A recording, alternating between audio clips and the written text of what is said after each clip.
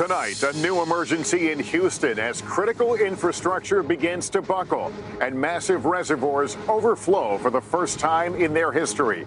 The nation's fourth largest city blowing past a record-shattering 51 inches of rain, opening new mega shelters for thousands with nowhere to go. And tonight, word of a tragedy hitting the police force, an officer drowning in the floods while trying to get to work to help others. So we couldn't find him, and once our dive team got there, it was too treacherous to go under and look for him. President Trump and the First Lady on the ground in Texas. The storm now taking aim at Louisiana on the 12th anniversary of Katrina. Nightly News begins right now.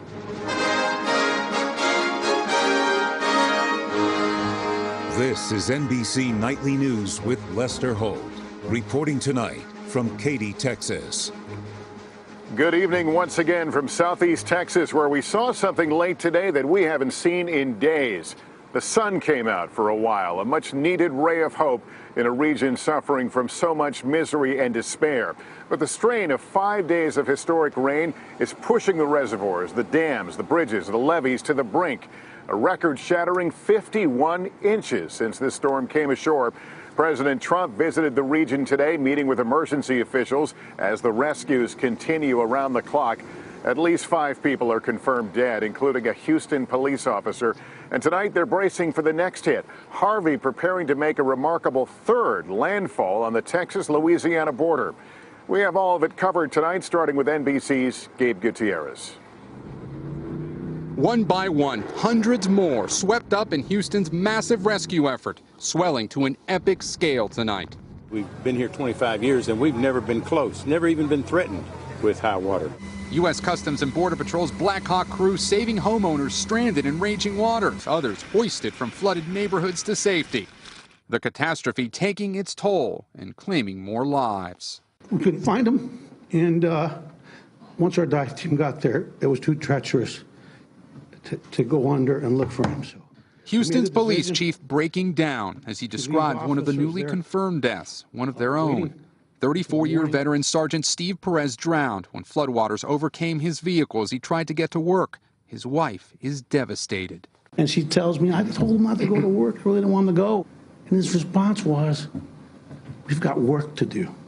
Today, a pair of 70-year-old reservoirs that protect downtown Houston started overflowing even after engineers began releasing water from them on Monday to ease pressure on the dams. But the rain kept coming, and now new fears that more neighborhoods along one of the city's main bayous will flood. Some residents had thought the worst had passed. Now a frantic rush to get out.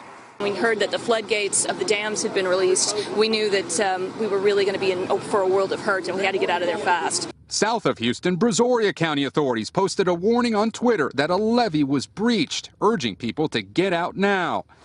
Harvey has shattered the U.S. record for rainfall during a tropical system. A weather station near Houston reported more than 50 inches of rain, topping the previous high of 48 inches, set in 1978. In Harris County alone, 1 trillion gallons of rain has fallen over 4 days, which is more than flows over Niagara Falls in 2 weeks. It's been amazing how this water has creeped up like this. I am a Houstonian, born and raised here, and I've never seen anything like this. Waving a Texas flag, President Trump today toured Corpus Christi, near where Harvey made landfall as a Category 4 hurricane on Friday. This is historic. It's epic what happened. But you know what? It happened in Texas, and Texas can handle anything. The Red Cross says more than 17,000 evacuees are in shelters. How high was the water in your home, ma'am? It was about this high. Hilaria Duran has lived here for a half-century. Today, she and her husband were trapped. Very terrifying because we're by ourselves. We live alone, and he's a diabetic. Parents being rescued along with their young children, desperately using anything to keep them afloat. How quickly did it rise? It was slow, but we just we were hopeful that it wasn't going to happen. But it did happen, and tonight thousands of families like his are grateful. Help came in time. Houston police say they've arrested more than a dozen looters, but so far, the aftermath here, for the most part, has been orderly. There are fears the death toll could climb, but right now, the focus is on these rescue efforts. Authorities say some homes could be underwater for up to a month. Lester? All right, Gabe Gutierrez tonight, thank you. And as Gabe just mentioned, there are thousands of evacuees packed into dozens of shelters in and around Houston.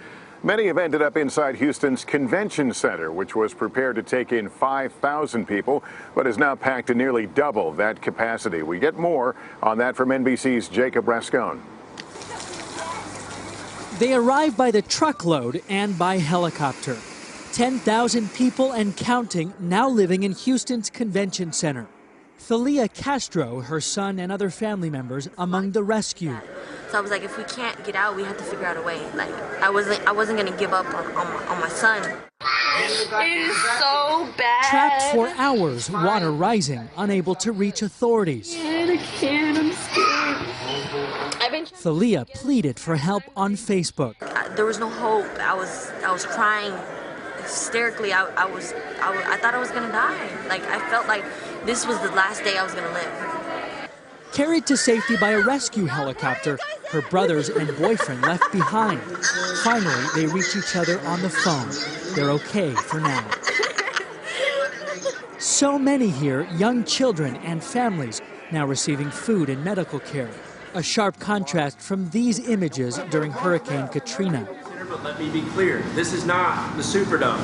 The convention center, we are sustaining food. They have food, we're security. Houston's stranded, finding refuge in shelters across the city. One of the newest, Joel Osteen's Lakewood Church, initially criticized online for not doing more. Osteen this afternoon tweeting, "Lakewood's doors are open." Now they fill trucks with donations and take in Harvey survivors like the Zhang family, including 4-month-old Sterlingson. We are just very thankful that we are here safe.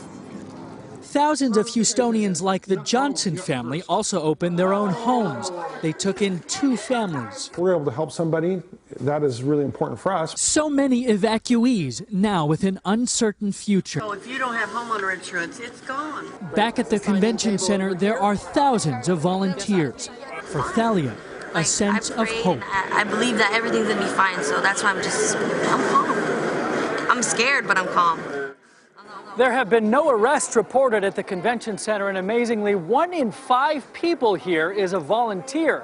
Houston's mayor says with all the evacuees, he's getting ready to open more mass shelters. Lester? All right, Jacob Rascone tonight, thank you. The devastation here is hard to comprehend, and for one family, the grief is simply beyond words. 6 of their loved ones lost and feared dead in the rushing floodwaters. Authorities have yet to recover those victims, but tonight we are learning much more about them and what are believed to be their final moments. NBC's Miguel Almaguer now with their story. Today in hard-hit Greens Bayou, an ocean of misery and a sea of sadness. This is where search teams could not reach one family. The Saldivars were escaping rising waters when their van was swept off a bridge. Rick Saldivar's brother Sammy was behind the wheel. He said the van was bobbing in the water. That's how deep it was. And he kept yelling at the kids. He can hear the kids screaming and, crying, trying to get out of the van. Sammy clung to a tree for nearly an hour before help arrived. The sheriff came over there with a boat and threw a lifeline to him, literally threw a lifeline to him. Sammy's parents, Manuel and Belia, were retirees in their 80s.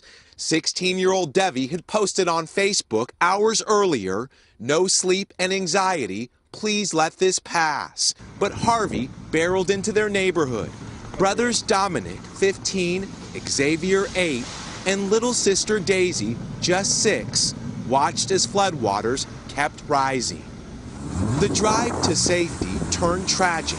Aunt Anita says there was nothing her nephew could do. He couldn't even talk to me about the kids. And it's a great loss. I mean, it's very, very devastating. The bodies of the victims and the van are still missing. Tonight, Greens Bayou is a sea of floodwaters. Search crews clinging to hope as they wade through so much loss. Miguel Almaguer, NBC News, Houston. Incredibly, Harvey, which is now back out over the Gulf as a tropical storm, is set to make landfall for a third time overnight, this time closing in on Louisiana, evoking haunting memories of Hurricane Katrina, which also made landfall there exactly 12 years ago today. New Orleans could see as much as 6 inches of rain through Thursday, and flash flood watches are in effect for most of the state. For more now on the threat, we turn to NBC meteorologist Dylan Dreyer, who's tracking the danger. Dylan, what's the latest? Well, you can tell by the wind, we're still dealing with a tropical storm at this time. Winds are up to about 50 miles per hour right now, but the storm is on the move. We have the back edge of rain moving through the Houston area. That's why the sun is starting to break out. Today, most of the rain has been falling across Beaumont, Texas, which has reported about a foot of rainfall, whereas Houston picked up about 2 to 3 inches of rain. The storm will make that third landfall along the border of Texas and Louisiana tomorrow, then will weaken into a tropical depression by Wednesday afternoon, and then continue to bring some of that rain into the Tennessee River Valley, as much as 4 to 6 inches of rain there. We do still have flash flood warnings in effect in red there, including Beaumont, because of all the rain we have received. Going forward, we're looking at about an additional 6 to 12 inches of rain in the Beaumont area, and then Louisiana, not so much New Orleans, but Louisiana across west central parts of the state could pick up about 7 to 10 inches, and then up through Tennessee, we're looking at the potential for some of that rain as well. But Houston is almost in the clear from any more rain. All right, Dylan, thanks. That feels good to be out of Gore-Tex tonight, doesn't it? It certainly does. All right.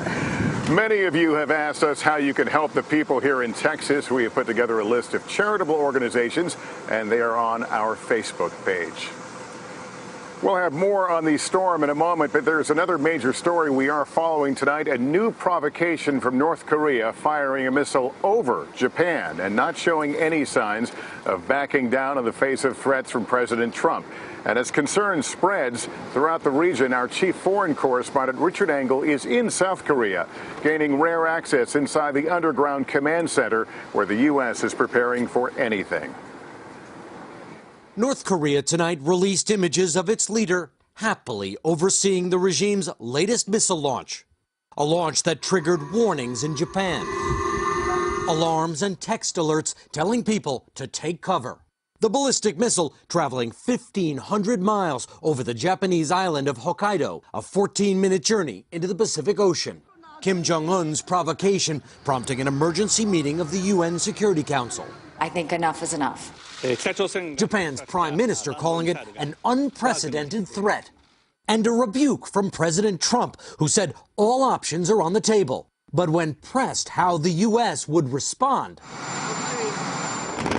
But the U.S. has been preparing for an even bigger danger than a missile test. We're now heading to a secure bunker. It's carved right into the heart of a mountain outside Seoul. And if North Korea ever were to attack, U.S. and South Korean forces could continue to operate from here. It's a place of last resort.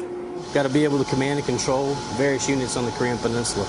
Colonel Chad Carroll giving us rare access to what is effectively the doomsday bunker military commanders would use to survive an assault and launch a counteroffensive. A lot of people work here? Enough to get the job done. U.S. and South Korean war planners expect the North would use chemical weapons, so they may have to stay in here for a long time. And in here today, training on how to repel an all-out invasion from North Korea's massive army. And North Korea may not be done yet. Officials here in Seoul say they believe preparations are underway for North Korea to carry out an even more provocative new nuclear test, perhaps in the coming weeks. Lester? Richard Engel tonight in Seoul, South Korea. Thank you. Still ahead, the hits just keep coming from the catastrophe here in Texas, the financial disaster that's also awaiting so many uninsured homeowners long after the floods. Also, the mission to rescue some of the other victims, pets and other animals still trapped in flooded neighborhoods. We hope you can stay with us.